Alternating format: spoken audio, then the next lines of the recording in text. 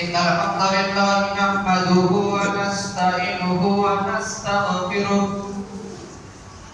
ونؤمن به ونتوكل عليه ونعوذ بالله من شرور أنفسنا ومن سيئات أعمالنا من يهده الله فلا مضل له ومن يضلله فلا هادي له وأشهد أن لا إله إلا الله وحده لا شريك له وأشهد أن محمدا عبده ورسوله أعوذ بالله من الشيطان الرجيم بسم الله الرحمن الرحيم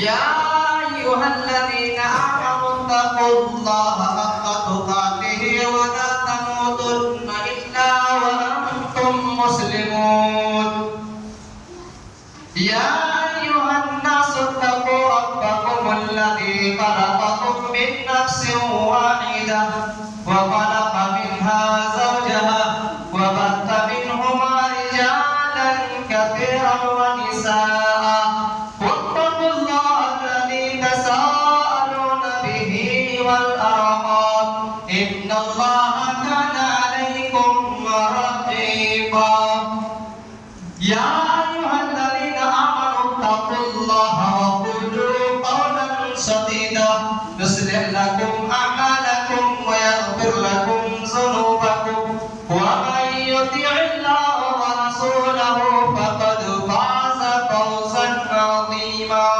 أما بعد فإن خير الحديث كتاب الله وخير الهدي هدي محمد صلى الله عليه وسلم وشر الأمور محدثاتها وكل محدثة بدعة وكل بدعة ضلالة وكل ضلالة في النار وقال الله تبارك وتعالى في كلامه المجيد والفرقان الحميد أعوذ بالله من الشيطان الرجيم بسم الله الرحمن الرحيم ومن آياته أن خلق لكم من أنفسكم أزواجا لتسكنوا إليها وجعل بينكم مودة ورحمة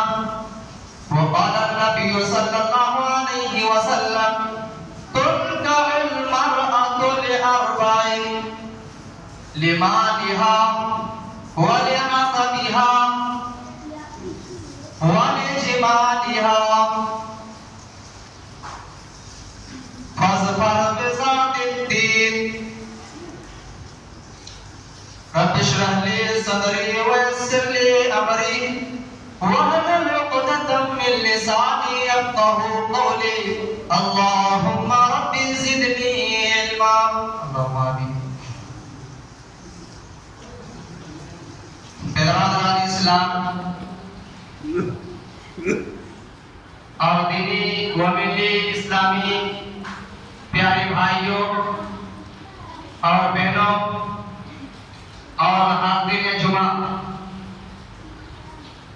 سبھی تعریف توصیف بڑائی بزرگی کبریائی برتری اسوہ لا شریک خالق کائنات مالک ارض و سماوات کے لیے ہے جنہوں نے ہم پرین و انسان کو اس دنیا کے اندر پیدا کیا ہے اور پیدا کرنے کے بعد ہمیں یوں ہی بیکار نہیں چھوڑا بلکہ اللہ رب العالمین کا کچھ اور مقصد ہے اور مقصد یہ ہے کہ وَمَا خَلَقْتُ الْجِنَّ وَالْإِنسَ إِلَّا لِيَعْبُدُونِ میرے پیارے بھائیوں بزرگوں نوجوان ساتھیوں عزیز بچوں اور ہماری خواتین پردہ نشی میری ماں اور بہنوں آج کے خطبہ میں جو موضوع لے کر آپ کے سامنے کچھ بولنے والا ہوں وہ ہے شادی بیاہ کی غلط رسمیں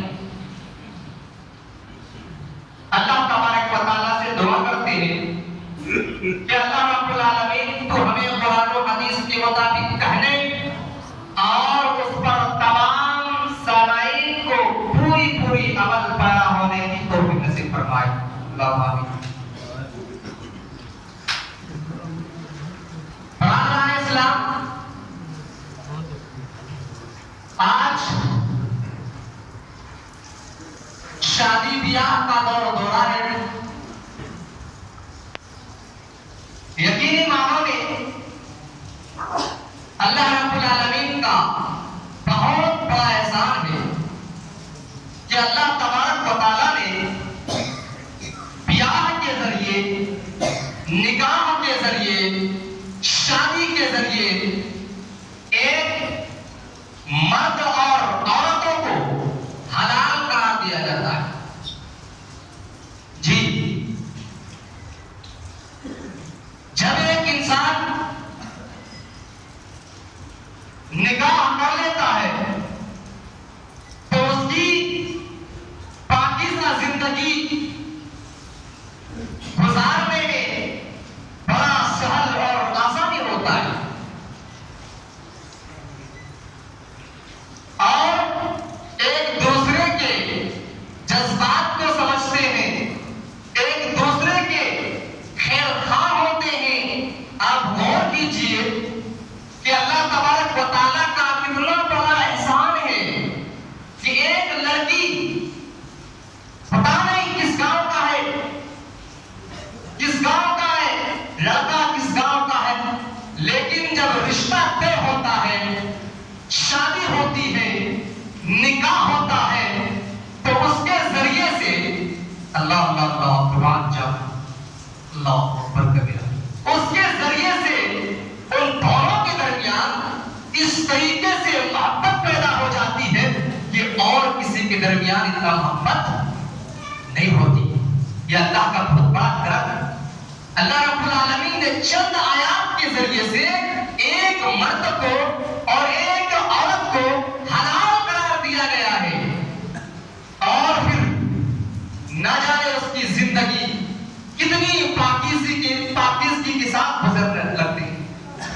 اور ظاہر سی بات اللہ کے رسول نے فرمایا جب کوئی نکاح کر لیتا ہے تو اس کا آدھا ایمان مکمل ہو جاتا ہے۔ جی، شادی اللہ کے رسول صلی اللہ علیہ وسلم کے دور میں بڑا آسان ہوا کرتی تھی، لیکن آج کے دور حاضر کے مسلمانوں نے شادی کو اس قدر مشکل بنا دیا ہے، نکاح کو اس قدر مشکل بنا دیا ہے کہ غریب باپ، ایک لاچار مجبور باپ پریشان ہو جاتی ہے، ان کی نیندیں قربان ہو جاتی ہے۔ اللہ، یقینی معنوں میں اللہ تبارک و تعالیٰ کا ارشاد ہے۔ ابھی خطبہ مسنونہ کے بعد جو آیت میں نے پڑھی اس کا ترجمہ آپ دیکھتے ہیں۔ اللہ تبارک و تعالیٰ نے ارشاد فرمایا وَمِنْ آيَاتِهِ أَنْ خَلَقَ لَكُم مِّنْ أَنفُسِكُمْ أَزْوَاجًا لِتَسْكُنُوا إِلَيْهَا وَجَعَلَ بَيْنَكُم مَّوَدَّةً وَرَحْمَةً۔ اور لوگوں، اللہ رب العالمین کی بہت بڑی نشانیوں میں سے ایک نشانی یہ کہ تمہارے لیے تمہاری ہی جنس سے بیویاں پیدا کیے، پتنیوں کو پیدا کیے،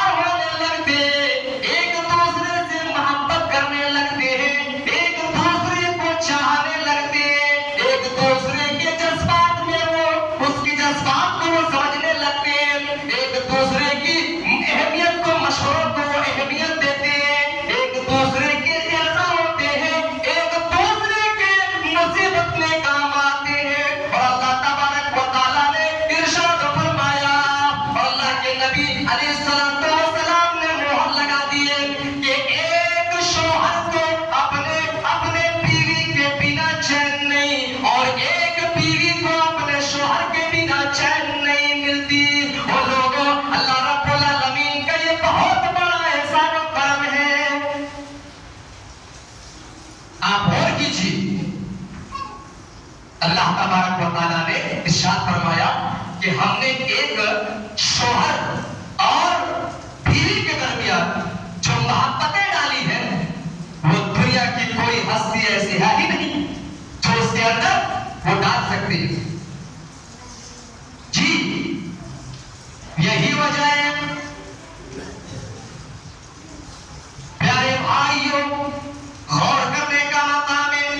شادی اللہ کے رسول صلی اللہ علیہ وسلم نے اس قدر آسانی بنایا تھا کہ جب چاہے تب وہ نکاح کر سکتا ہے، جب چاہے تب وہ شادی کر سکتے ہیں.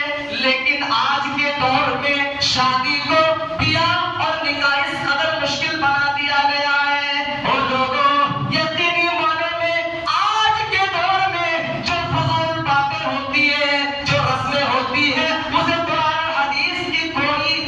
حدیث میں کوئی ثبوت نہیں ملتا ہے. کیونکہ اللہ تبارک و تعالیٰ نے ارشاد فرمایا الیوم اکملت لکم دینکم واتممت علیکم نعمتی ورضیت لکم الاسلام دینا، کہ آج میں نے تمہارے لیے تمہارے دین کو مکمل کر دی ہے اور اسی دین اور اسلام سے میرا دل خوش ہو گیا.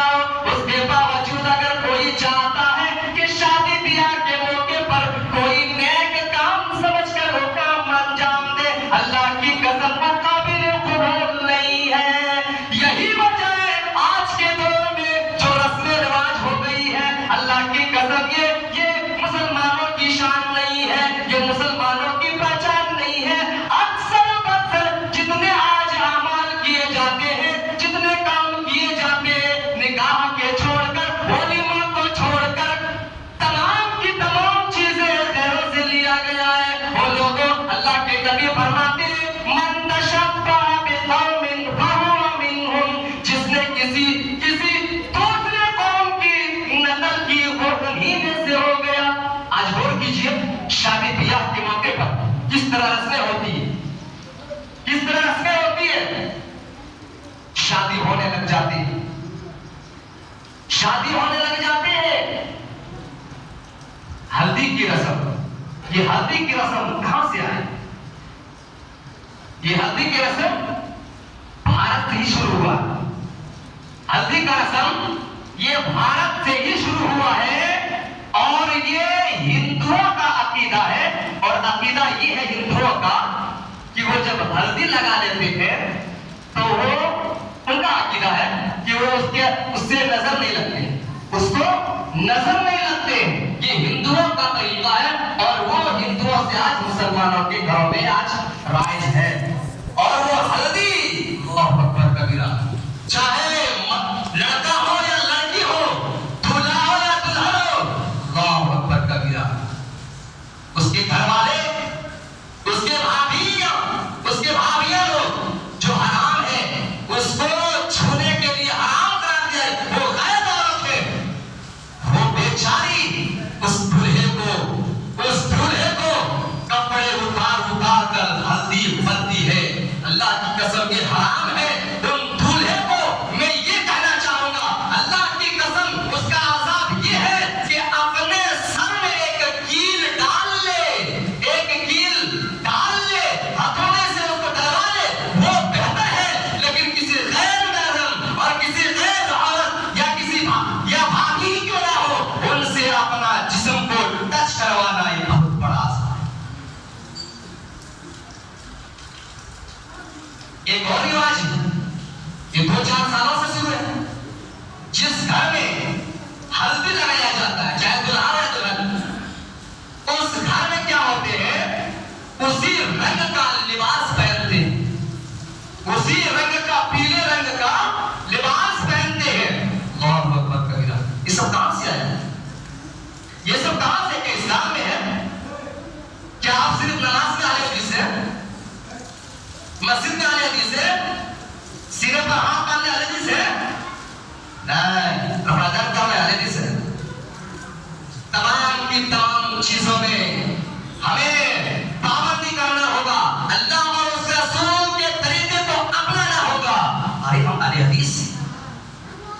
اور اہل حدیث کے گھروں میں یہ سب چیزیں اللہ اکبر کبیرہ جہاں تک بچا جائے. ہاں حدیث سے بڑا خوبصورتی بڑھتی ہے. اگر چاہے اتنا شوق ہے تو اپنا سے جس طرح نہاتے ہیں اس طرح سے آپ نہ لگا لیا جائے. کتنی بے غیرتی ہوتی ہے. ایک لڑکا جب وہ عام دنوں میں اپنا جسم چھپائے رکھتا ہے اور اس دن اس کے جسم میں کیا ہے نہیں ہے ساری غذائیں کھول دیا جاتا. ایک دلہن بیچاری تو ہمیشہ پردہ کرتی رہی لیکن جب شادی کے دن ایک دن پہلے جب ان کو ہلدی لگائی جاتی سارے کپڑے کھول کر عورتوں کے سامنے چھلی کر دیا. اس کے تمام کی تمام ایزا دکھا دیا گیا. اس کے تمام کی تمام ایبوں کو لوگوں کو دکھا دیا گیا. یہ سب بہت بڑی حیرت کی چیز ہے. بہت بڑی. ایک اور رواج آ گیا ہے مہندی لگانے کے ٹائم میں اب لال رنگ کا کپڑے پہننے لگے. جی یہ سب ساری چیزیں رسمیں ہیں. غلط ہے.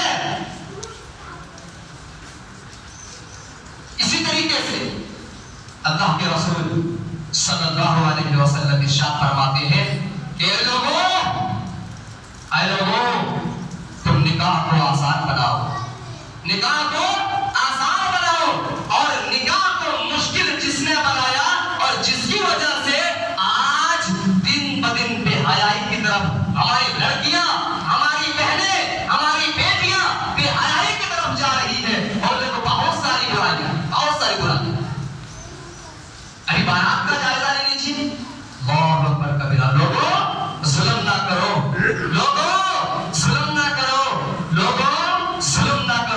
بارات کا کوئی تصور نہیں ہے قرآن حدیث کے اندر. اور آج لوگ فخر کے ساتھ بارات جاتے ہیں. آج لوگ ناز کرتے ہیں فخر کرتے ہیں کہ ہم بارات جا رہے ہیں. وہ لوگوں کب سدھرو گے؟ کب بیٹیوں کے باپ کو جانا مارو گے؟ بیچارے وہ جہیز کے مارا اور اوپر سے یہ کھانا پلانا. ہائے مسلمانوں کیا آپ کا حق ہے ان کے گھر میں جا کے کھانا؟ آپ کے حق ہے؟ بالکل حق نہیں ہے. یقینی معنوں میں سدھر جاؤ لوگوں. اور اسی طریقے سے جہیز اللہ اکبر. اللہ کے نبی جناب محمد رسول اللہ صلی اللہ علیہ وسلم کے ارشاد ہے. اللہ کے نبی فرماتے ہیں مسلم شریف کی روایت ہے تنکح المرأة لأربع لمالها ولحسبها ولجمالها ولدينها فاظفر بذات الدين. عام طور سے جب نکاح کیا جاتا ہے عورتوں سے لڑکیوں سے نکاح کیا جاتا ہے تو چار چیزوں کو دیکھا جاتا ہے. سب سے پہلا نمبر جو چیزیں دیکھی جاتی ہے لمالها اس کے مال کو دیکھا جاتا ہے جو اس کے وہ گھرانے مال و دولت والا ہے کہ نہیں, وہ گھرانا پراپرٹی والا ہے کہ نہیں, وہ جہیز دینے کے قابل ہے کہ نہیں, وہ سامان دینے کے قابل ہے کہ نہیں. اور دوسرا نمبر پر جو دیکھا جاتا ہے ولحسبها اس کے خاندان کو دیکھا جاتا ہے, اس کے حسب نسب کو دیکھا جاتا ہے. اور تیسرے نمبر پر جو دیکھی جاتی ہے ولجمالها لڑکی خوبصورت ہے کہ نہیں, لڑکی ہینڈسم ہے کہ نہیں, لڑکی اچھی ہے کہ نہیں. اور چوتھے نمبر پر جو چیز کو دیکھا جاتا ہے وہ یہ ہے کہ والدینہا اس کی دینداری دیکھی جاتی ہے. وہ لوگوں اللہ کی قسم اللہ کے نبی نے ارشاد فرمایا اسی طریقے سے آپ باز آئے تمہارے ہاتھ خاک آلود ہو. وہ لوگوں تم دیندار گھرانے کی بیٹیوں سے شادی کرو, تم نیک لڑکیوں سے شادی کرو, تم دیندار بہنوں سے شادی کرو, تم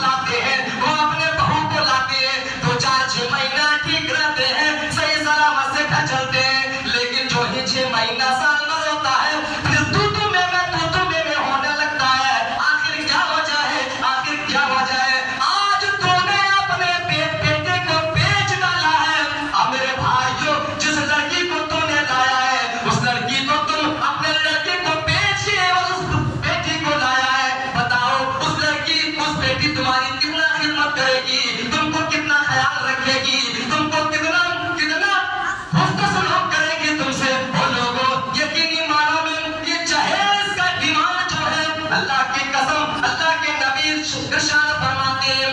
اور یہ بتا دوں ابھی حال ہی میں صاحب گنج ہم لوگ گئے ہوئے تھے, وہاں سے ایک کتاب ملی ہے. اس کتاب کا نام ہے جہیز سماج کا کینسر اور اس کا شرعی آپریشن. یہ علامہ عبدالعزیز حقانی کی کتاب ہے. ابھی میں پڑھ رہا تھا اس نے اس کتاب میں لکھا ہے جو جہیز مانگ کر ڈیمانڈ کرتا ہے, ابھی میں پڑھ کے آیا, جو مانگ کر کے ڈیمانڈ کرتا ہے, منہ کھول کر کے ڈیمانڈ کرتا ہے, اس کو عبدالعزیز حقانی نے اور کئی علماء کرام نے اس کو رشوت اور حرام کے درجے میں رکھا. جی, اس کو رشوت اور حرام کے درجے میں لکھا ہے اور رکھا ہے.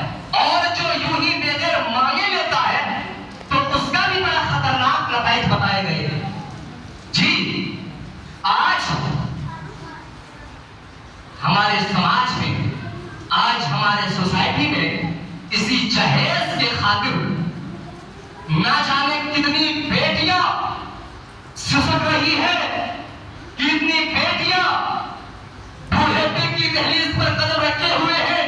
ان کے ماں باپ کے اوپر بھاری چٹان ہے اور وہ سوچ رہی ہے, سمجھ رہی ہے, ان کی طبیعتیں خراب ہوتی جا رہی ہے اور اس کے ٹینشن لگے ہوئے ہیں کہ ہائے جہیز, ہائے جہیز. اسی کتاب کے اندر دو تین واقعہ ترجمہ کھولے, اسی کتاب کے اندر عبدالعزیز حقانی کی کتاب ہے, اس میں لکھا ہے کہ میر تقی میر ایک بہت بڑے شاعر تھے. اس کے گھر میں ایک بیٹی تھی. اس نے اس بیٹی کو پالا پوسا بڑے لاڈلے سے, ناز و نام اور فخر کے ساتھ اس بچی کو پڑھایا لکھایا اور اسے تربیت دی. لیکن جب وہ بلوغت کو پہنچ گئی تو پھر رشتے آنا اور نکاح ہونے کو طے ہونے لگا. ایک جگہ نکاح طے ہو گئی, لیکن جہیز بیمار کی وجہ سے, میرے بھائیوں غور کرنے کا مقام ہے, غریب باپ ہے, سارے کے ساری چیزیں بیچ ڈالے, زمین بھی بیچ ڈالی, اپنے گھر کو بھی بیچ ڈالے, اپنے سارے ساز و سامان کو بیچ ڈالے. وہ بیٹی دیکھ رہی تھی, وہ بیٹی دل میں سسک رہی تھی کہ ہائے میرے ابو, ہائے میرے ابو کی مجبوری, ہائے میرے ابو کی مجبوری, جو گھر بھی بیچ ڈالے, جو زمین بھی بیچ ڈالی, سارے گھر کے اثاثہ بیچ ڈالے. میرے پیارے بھائیوں, غور کرنے کا مقام ہے, اسی کتاب کے اندر لکھا ہوا ہے جب شادی ہو جاتی ہے, شادی کر کے دلہن کو یعنی میر تقی میر کی بیٹی کو سسرال بھیج دیتے ہیں, سسرال بدائی کر دیتے ہیں. جب رات کے وقت ہوتی ہے, ان کے پتی, ان کا شوہر رات کے اندھیرے میں اس کے کمرے میں داخل ہوتے ہیں اور یوں ہی اس کو ہاتھ لگانا چاہتے ہیں. وہ لڑکی جواب دیتی ہے, او جہیز کے ٹھیکیداروں, تم مجھے ہاتھ نہ لگانا. وہ شوہر وہ پتی کہنے لگے, ارے کیا بات کر رہی ہو, آج تو ہمیں صبح زباب بنانی ہے, آج تو ہمیں سہاگ کی رات ہے, آج تو ہماری پہلی رات ہے. لیکن اس لڑکی نے منع کر دی, نہیں نہیں نہیں نہیں, تم نے مجھ سے شادی نہیں کی, تم نے مجھ سے محبت نہیں کی, تم نے جس سے محبت کی وہ سارے مال, وہ سارے سامان اس کمرے میں رکھا ہوا ہے, تیرے باپ اور ماں کے کمرے میں رکھا ہوا ہے. چلے جاؤ, تم اسی کمرے میں لیٹ جاؤ, اسی سامان کے ساتھ لیٹ جاؤ. تم نے ہم سے پیار نہیں کی, ہم سے محبت نہیں کی. باتیں چل ہی رہی تھی, باتیں ہو ہی رہی تھی, رات کے اندھیرے میں لڑکی کو ہارٹ اٹیک آتی ہے. باپ کی مجبور کے دیکھ کر ہارٹ اٹیک آتی ہے. ہارٹ اٹیک جیسی ہی آتی ہے, اس لڑکی کی روح سر سے پرواز کر جاتی ہے. وہ لوگوں, یہ کیا معاملہ ہے, یہ کیوں تو نے ایسا ایجاد کر دیا ہے, یہ کیا رسم کر دی ہے. میرے بھائیوں, سسرال والے اس باپ کو خبر دیتے ہیں, باپ کے غم کی وجہ سے کلیجہ منہ پر آ جاتے ہیں,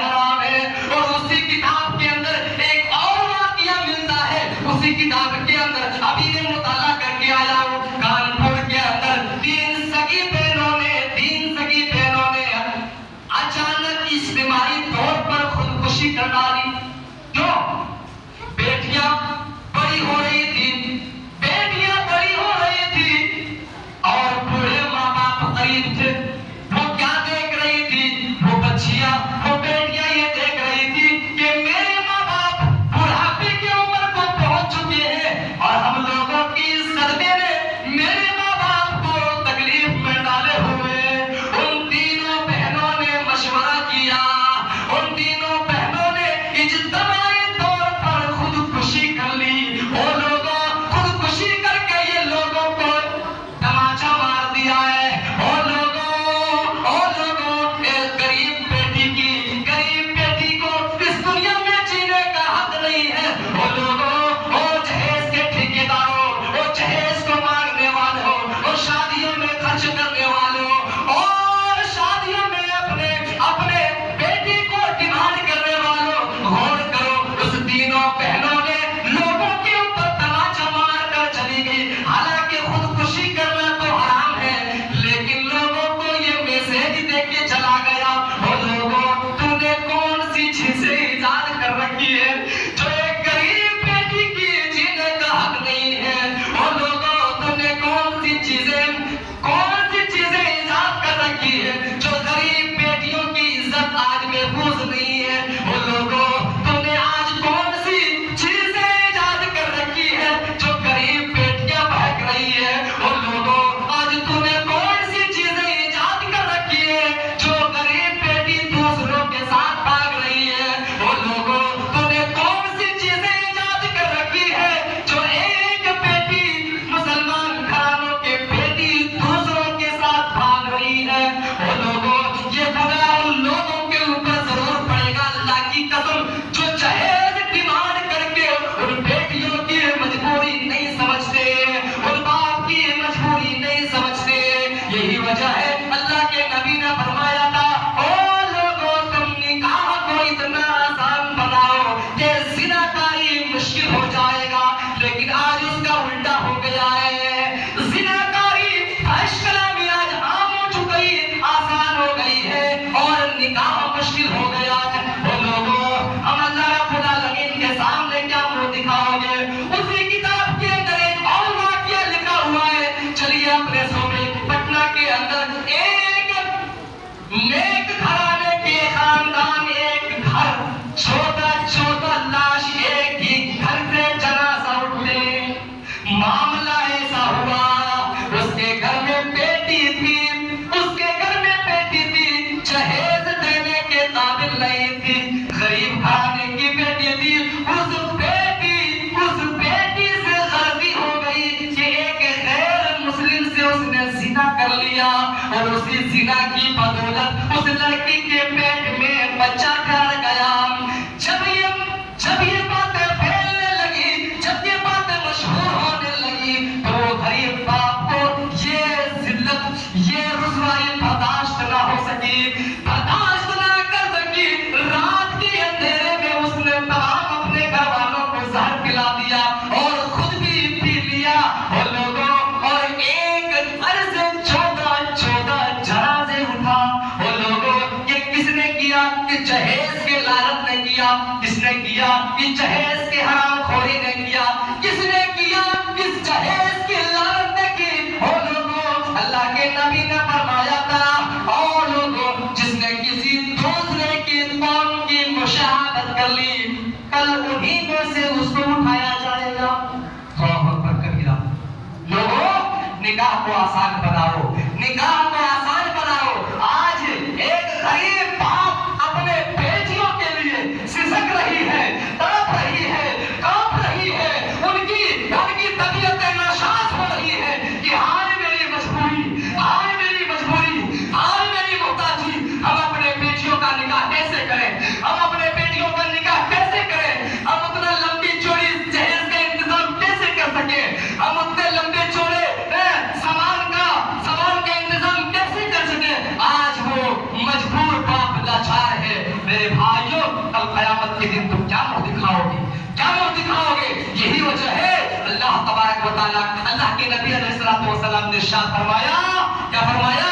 ان عمرہ فیما افنیٰ وان شبابہ فیما ابلیٰ وما ملہ من اکتسبہ وما انفقہ وماذا عمل فی علم۔ وہ لوگوں کل قیامت کے دن کل قیامت کے دن اللہ رب العالمین کے سامنے جب تک 4 سوال یا 5 سوالوں کا جواب نہیں دے دیں گے، کسی لوگوں کی ہمت نہیں کہ اپنے پیر کو ہلا سکے گا، اپنے پیر کو ڈگمگا سکے گا، اپنے پیر کو حرکت دے سکے گا۔ وہ کیا ہے؟ ان عمرہ فیما افنا۔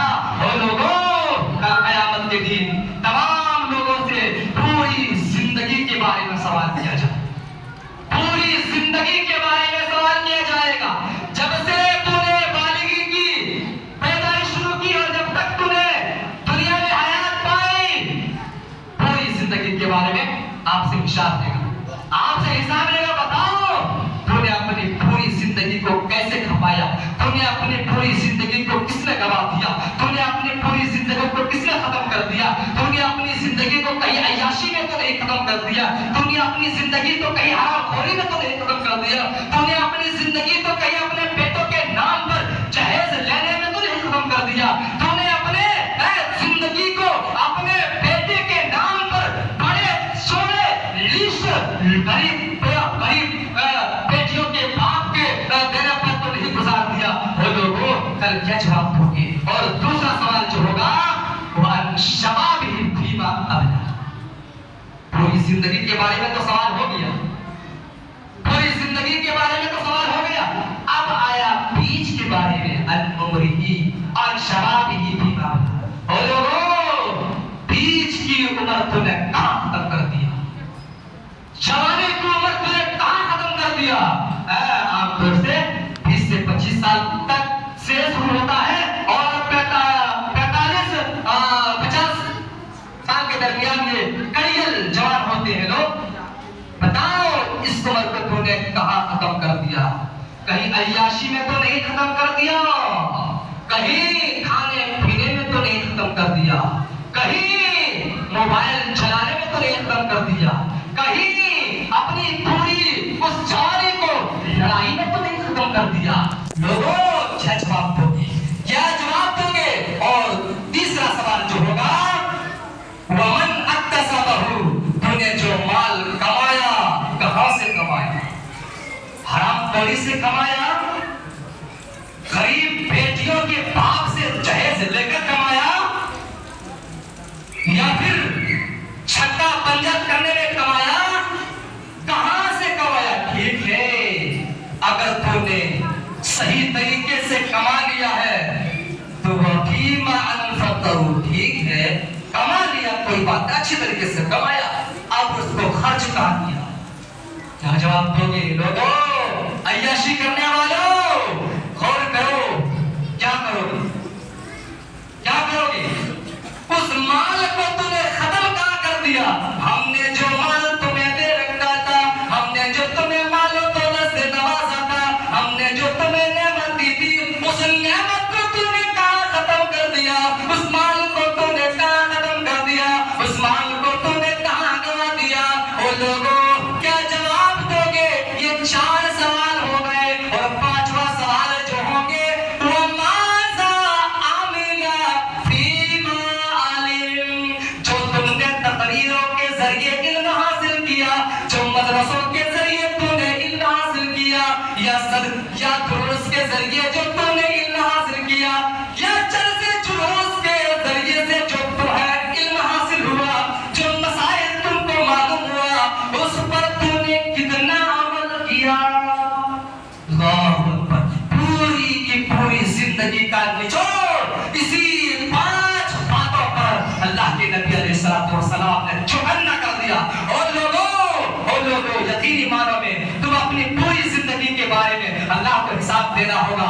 اور پھر اگر جوانی آپ کو اللہ رب العالمین نے دی ہے، جوانی کو بھی اللہ رب العالمین کے بارے میں آپ کو جواب دینا ہوگا۔ اگر اللہ رب العالمین نے مال دیا ہے تو اس مال کو بھی کہاں سے کمایا اللہ رب العالمین حساب دے گا، اور اس مال کو کما لیا خرچ کہاں کیا، کس پر کیا، اس کو بھی اللہ رب العالمین کے سامنے حساب کتاب دینا ہوگا۔ اور پھر تو نے جو علم کے ذریعے یا امام کے ذریعے یا کسی عالم کے ذریعے یا پھر کسی اور مفتی کے ذریعے جو تو نے علم حاصل کیا، اس پر تو نے عمل کتنا کیا؟ یہ 5 سوالوں کا جواب جب تک لوگ نہیں دے دیں گے اپنے پیر کو ہلا نہیں سکے گا۔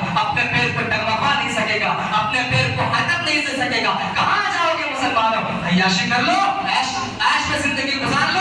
اسی لیے کہا جاتا ہے اور لوگوں اس دن کے لیے سوال مہیا کر لو جو زندگی کبھی ختم ہونے والی نہیں ہے، اور جو زندگی یا تو بڑی عیش کی، عشرت کی، ناز کی، نعمت کی، آرام کی زندگی ہوگی، یا تو بڑی مصیبت کی، رنج کی، غم کی عالم ہوگی. اور لوگوں یہی وجہ ہے ہم اپنے ماحول میں جو یہ برائیاں ہیں اس برائیوں کو ختم کرنے کی کوشش کریں اور اپنے اولاد کو، اپنے بیٹے اور بیٹیوں کو دین کی تعلیم دیں. اللہ کی قسم جب آپ دین کی تعلیم دیں گے، جب آپ کی بیٹی دوسرے کے یہاں جائے گی، انشاءاللہ اگر آپ کی بیٹی پڑھی لکھی ہوگی، دیندار ہوگی، اس گھر کو جنت بنا کر چھوڑ دے گی. اگر وہ جنت بن جائے گی آپ کو ثواب پہنچتا رہے گا. یقینی معنوں میں ایک واقعہ میں بیان کر کے میں اپنی باتوں کو ختم کر دوں گا. اللہ کے رسول صلی اللہ علیہ وسلم کا زمانہ ہے. حضرت جلیبیب ایک صحابی ہے. وہ دیکھتے ہیں وہ بڑے کالے کلوٹے ہوتے ہیں اور ان کی عمر بڑھتی چلی جا رہی ہے. وہ غریب صحابی ہے. اللہ کے نبی کی نظر اس صحابی کے اوپر پڑتے ہیں. او حضرت جلیبیب تم شادی کب کر رہے ہو؟ اس نے کہا اے اللہ کے نبی میں تو کالا کلوٹا ہوں، مجھ سے کوئی پسند کرنے والا نہیں ہے، مجھے کوئی پسند کرنے والا نہیں ہے. اللہ کے نبی نے فرمایا رک جاؤ. اللہ کے نبی نے ایک رکا لکھا اور ایک صحابی کے گھر میں ایک بیٹی تھی، خوبصورت بیٹی تھی، نیک بیٹی تھی. اللہ کے رسول نے اس بیٹی کو اپنا نکاح خود کے ساتھ مانگ لیا. اس کے باپ سے کہا کہ تم اپنا بیٹی کے ساتھ مجھے دے دو، میرے نکاح کر دو. وہ تیار ہو گئے. کتنی خوش نصیبی کی بات ہے میری بیٹی اللہ کے نبی کے ہاتھوں میں آ جائے، یہ تو خوش نصیبی کی بات ہے. لیکن اللہ کے نبی فرماتے ہیں او میرے صحابی تمہاری بیٹی کا رشتہ میں اپنے لیے نہیں بلکہ حضرت جلیبیب کے لیے مانگ رہا ہوں. جب حضرت جلیبیب کا نام سنتے ہیں تو وہ والدین ماں باپ چونک جاتے ہیں. نہیں میری بیٹی تو چودھویں چاند کی طرح چمک رہی ہے اور یہ حضرت جلیبیب تو کالے کلوٹے ہیں. اور وہ بیٹی نیک بیٹی تھی. یہ بحث و مباحثہ ہو رہی تھی. بیٹی جو تھی کمرے کے اندر کی ساری چیزیں سن رہی. بیٹی باہر آتی ہے اور اپنے باپ سے سوال کرتی ہے اور میرے پیارے ابا جان یہ خط بھیجنے والا کون ہے؟ وما کان لمؤمن اذا قضى اللہ ورسولہ. اور میرے ابو جان کیا تو نے یہ نہیں دیکھا، یہ نہیں سمجھا کہ یہ خط بھیجنے والا کون ہے؟ یہ مشورہ نہیں ہے، یہ بلکہ اللہ کی طرف سے اور رسول کی طرف سے حکم ہے کہ حضرت جلیبیب کے ساتھ میری نکاح کرنا پڑے گا. بیٹی تیار ہو جاتی ہے. بیٹی اپنے باپ کو دلیل دے کر سمجھاتی ہے اے میرے پیارے ابو جان کیا تو نے پڑھا نہیں جس نے اللہ کی اطاعت کی، رسول کی اطاعت کی اس نے اللہ کی اطاعت کی، جس نے رسول کی نافرمانی کی اس نے گویا اللہ کی نافرمانی کی. او میرے ابو یہ اللہ کے رسول کا مشورہ نہیں بلکہ اللہ کے رسول کا یہ حکم ہے. اس لیے میری شادی اس کالے کلوٹے سے کرنا ہی پڑے گا کیونکہ اللہ کے رسول کی بات جہاں آ جاتی ہے وہاں کسی کا بھی کوئی حیثیت ہی نہیں رہ جاتی ہے. چنانچہ والدین تیار ہو جاتے ہیں. اللہ کے نبی کو خوشخبری دیتے ہیں او اللہ کے نبی میری بیٹی تیار ہے، خود مجھے سمجھا دیا گیا. چنانچہ وہ اللہ کے نبی علیہ السلام حضرت جلیبیب سے اور ان کی بیٹی کے بارے میں دعا کر دی. غریب ہے اور غریب ہونے کے باوجود جب اللہ کے نبی دعا کرتے ہیں تو وہ پھر بال و دولت سے بھرپور ہو جاتے ہیں. سارے ساز و سامان اس کے اندر آ جاتے ہیں. میرے پیارے بھائیوں غور کرنے کا مقام ہے کہ حضرت جلیبیب کس طرح کالے کلوٹے تھے. لیکن اگر آپ کی بیٹی اگر پڑھی لکھی ہوگی تو انشاءاللہ آپ کے لیے نجات کا ذریعہ ہوگا. اس لیے یہ سب اگر جو ہمارے گاؤں میں ہمارے سماج میں جو یہ برائیاں ہوتی ہے، یہ گناہ ہوتے ہیں، کیوں پتہ ہے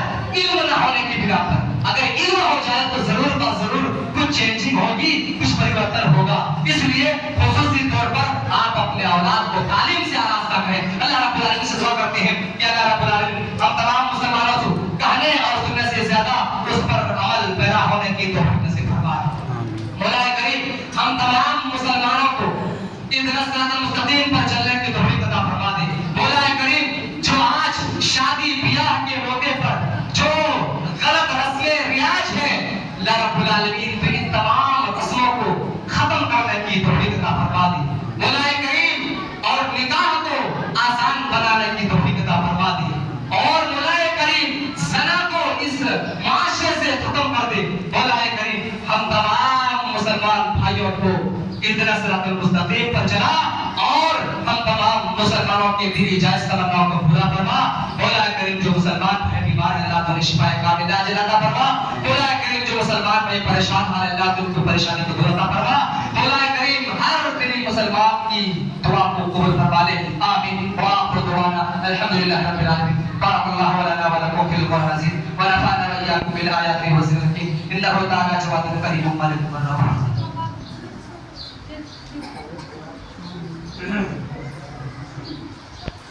إن الحمد لله نحمده ونستعينه ونستغفره ونؤمن به ونتوكل عليه ونعوذ بالله من شرور أنفسنا ومن سيئات أعمالنا من يهده الله فلا مضل له ومن يضلل فلا هادي له وأشهد أن لا إله إلا الله وحده لا شريك له وأشهد أن محمدا عبده ورسوله.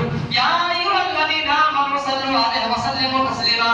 اللهم صل على محمد وعلى آل محمد كما صليت على إبراهيم وعلى آل إبراهيم إنك حميد مجيد. اللهم بارك على محمد وعلى آل محمد كما باركت على إبراهيم وعلى آل إبراهيم إنك حميد مجيد. عباد الله رحمكم الله إن الله يأمر بالعدل والإحسان وإيتاء ذي القربى وينهى عن الفحشاء والمنكر والبغي يعظكم لعلكم تذكرون. اذكروا الله وادعوه يستجب لكم ولذكر الله تعالى